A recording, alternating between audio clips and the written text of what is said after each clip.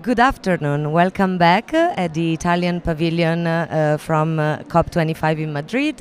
My name is Giulia Braga with Connect for Climate, the World Bank Group Global Partnership Program on Climate Action. And please continue to follow our live interviews, bringing you content from COP25. Today I'm very pleased to be here with Nicolette Bartlett. Thank you for joining us, Nicolette. Pleasure. Nicolette is the Director of Climate Change at the Carbon Disclosure Project, CDP. And Nicolette, I know you have been having many events and a very busy agenda here at COP25. So first of all, I'd like to ask you, as the responsible focal point for ensuring the delivery of CDP's climate strategy, how would you define the impact that investors, companies, cities and governments are having and can have through CDP?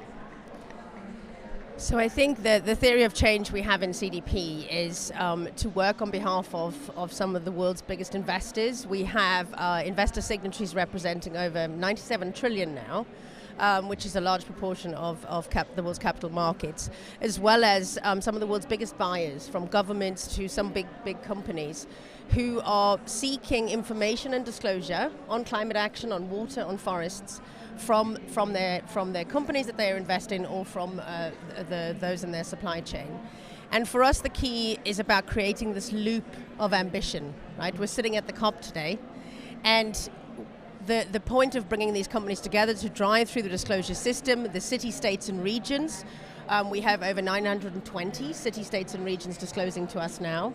And the point of it is this increase in ambition, creating the confidence, the foundation on which governments can act to increase what is needed if we are to achieve a 1.5 degree world. And what kind of tools at the technical level does CDP provide to measure the environmental footprint? I'm sure it's very different, and it changes Yes. a lot from companies to cities and Yes. regions.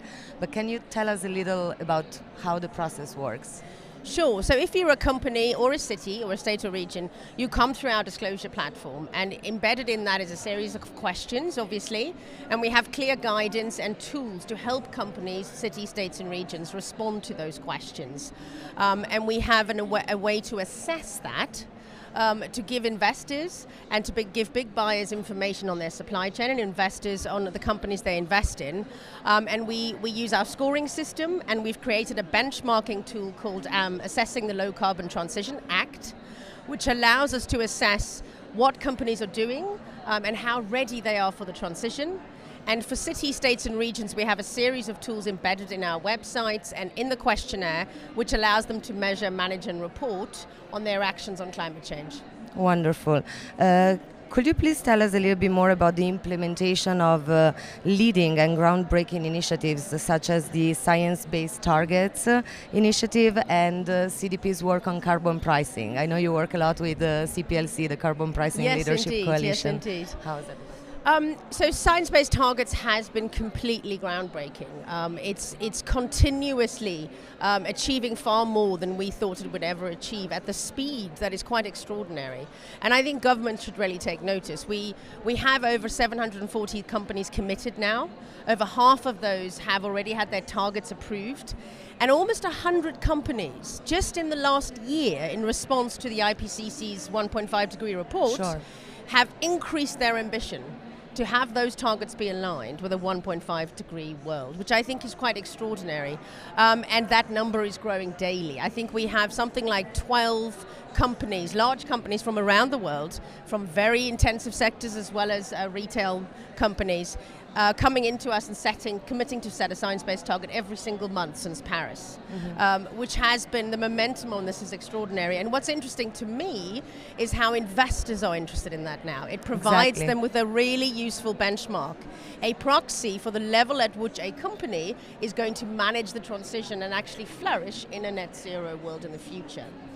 And I think from a carbon pricing perspective, what we have seen, we ask companies about whether they are exposed to carbon pricing regulation. Yes. We see that one of the biggest drivers from a policy piece has been carbon pricing regulation around the world.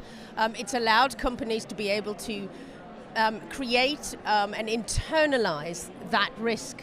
Some companies do so, at least a quarter of listed companies that disclose to us internalize that cost as an internal carbon price, which they use to deliberately drive change within the company. I think it also manages to send a signal to the CEOs and to the boardrooms that carbon comes at a cost. And again, that's why you end up with this loop back to the science-based targets.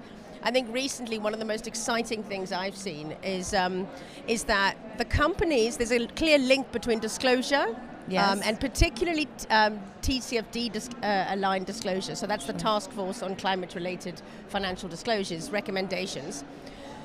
For companies who have implemented that disclosure comprehensively are 4 times more likely to set a science-based target. So the more they do this, the more they measure, manage and report, the more likely they are going to set those targets that we need.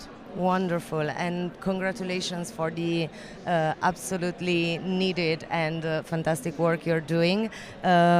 Before we say goodbye, I'd like to ask you, what are your hopes for COP25? We're here hosting many events on many different climate-related themes, but really COP25 is about also the negotiations, and we are really in need of urgent action. What are your hopes for the closing of COP25? So COP25, I think, needs to be a launch pad. 2020 is a really important year. We need to see an increase in that ambition. Companies are doing it, investors are starting to align their portfolios, cities, states and regions are setting up plans and targets to align with Paris. We now need to see governments do that. We need to see an increase in their NDCs in 2020, which means what happens here needs to set that strong expectation and foundation.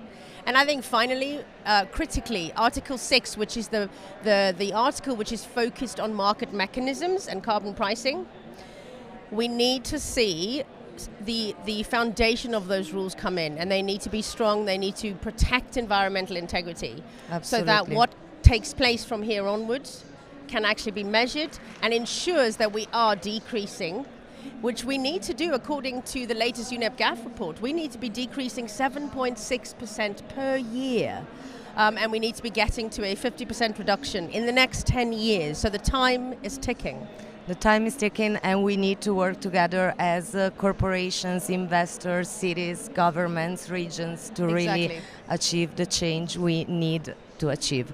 Thank you so much, Nicolette, for being with us. Please continue to follow the conversation using hashtag C4C COP25 and We Are Action.